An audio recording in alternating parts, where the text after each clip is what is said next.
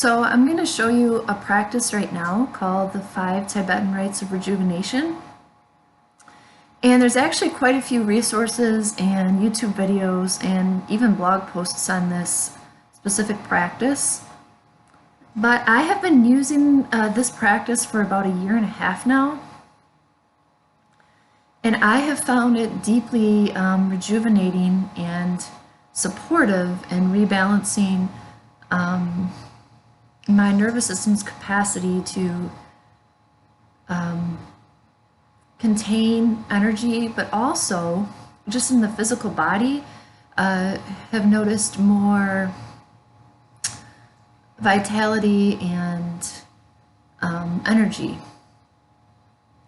And so the effects of this practice have seemed to be so far cumulative, and there's a deeper and deeper physical healing that seems to go on with it over time. And it's also very direct. That's one thing I like about it. It's direct and it doesn't take a whole lot of time. So you'll notice a lot of the practices that I put on this channel are simple, direct, and to the point, and they don't take a whole lot of time to do, which can be useful if you have a family or you're living a busy life. So yeah, so I'm going to go ahead and show it to you. There's 5 different exercises. Usually you start out with only 2 or 3 of each of the 2 or 3 repetitions of each of the exercises. And then you want to work your way up to 21. Now I'm going to put a quick little disclaimer in here, which you may or may not see in some of the websites, and that is that if you have any kind of like really deep chronic health condition where you feel like fatigued and tired or just really off balance in your health, I would recommend doing only 2 or 3 for like the whole first month and a half to 2 months that you do this. And then slowly build up the amount of reps you do over time, because it's not only a stretching practice, like a yogic practice, but it's also an energy practice. And there's actually some books written on it as well. There's one called The Eye of Revelation, and I've seen some other books that are written on it. But I just started doing the practice because I had read a lot of positive reviews on what it does for the body and the energy system, and so that kind of drew me in. And then I've been just noticing a lot of benefits, and have continued to do the practice because it feels right. So I'm going to go ahead and share it with you, and hopefully it can be useful. So the first one, I'm going to actually stand behind the mat. I'm hoping with this light you can see me well. But I'm going to put my hands parallel to the floor, and I'm just going to spin in a clockwise circle and find an object in the room, and that object is what I'm going to look at each time I come around.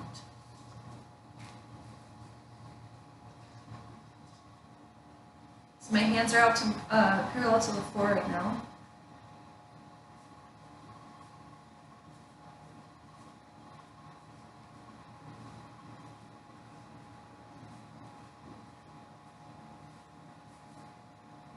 Okay, so I actually did 5 reps of that first one. And then what I like to do before the next one is I like to just lay and rest for a minute before I do the next exercise.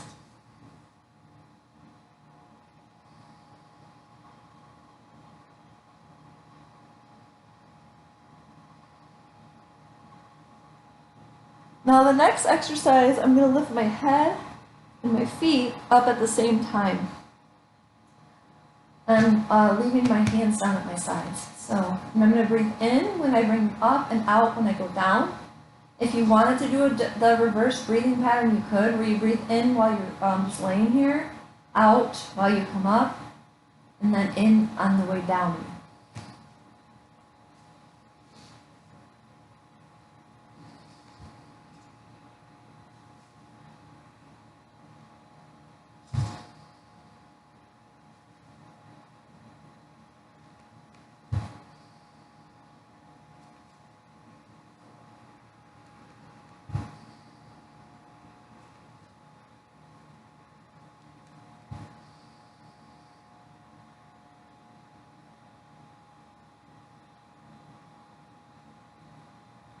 I'm just resting here for a minute again before I go into the next one. So that was the second one, and then I'm going to show you the third exercise.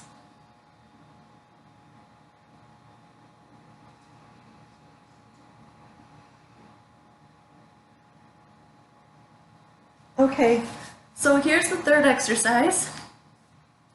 For this one, you're going to get up on your knees. And let's see if you can see me all the way here. Maybe back this up a little bit, a little higher. So you're going to be on your knees, and you're going to actually look down as you breathe in. Put your chin into your chest, and then you're going to breathe out on the way back, and you're going to kind of flex your back just a little bit. And then down, breathe in, and breathe out. Breathe in, breathe out. Breathe in, breathe out. Okay, so that's that one. I like to just rest either my hands cupped to my head in my hands or my hands at the sides.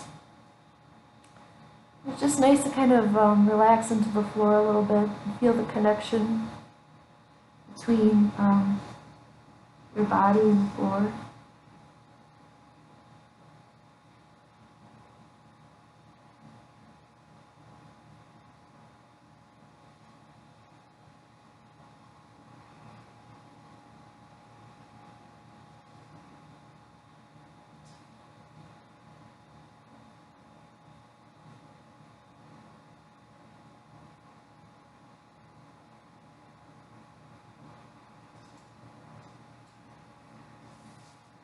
Okay, so that was the third exercise.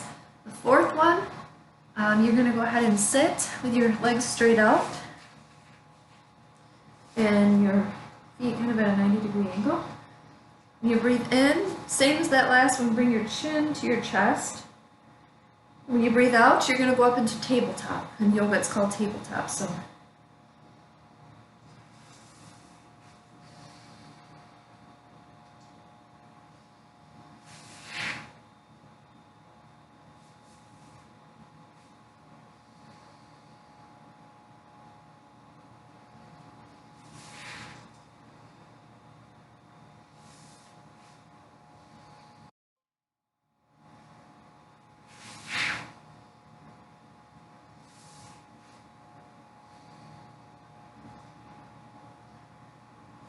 and I'm just going to go ahead and rest again.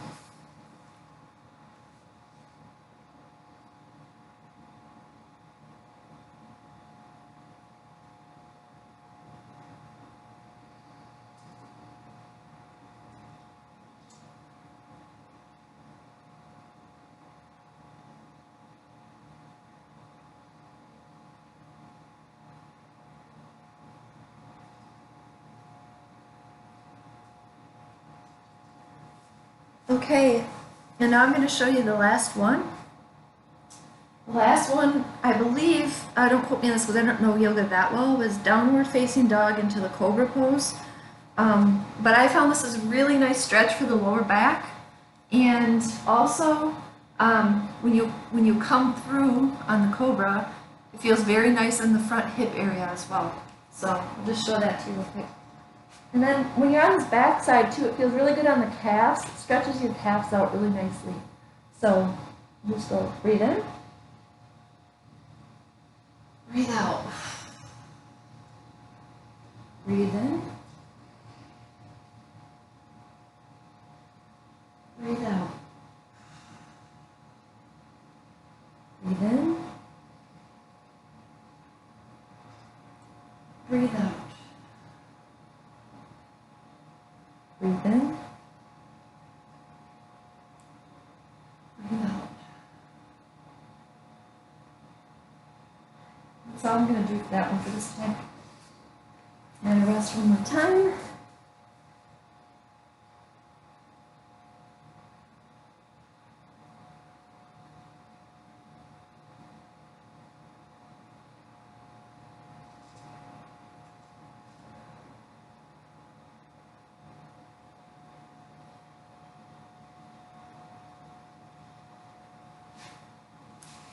Okay, so that was the practice. Hopefully it can be helpful for you, and I've noticed, like I said earlier, that the effects are cumulative over time. So if you continue to use it as a daily practice, the effects, it's almost like they kind of deepen, and you develop more of a capacity and just an overall feeling of well-being in the body. So thank you.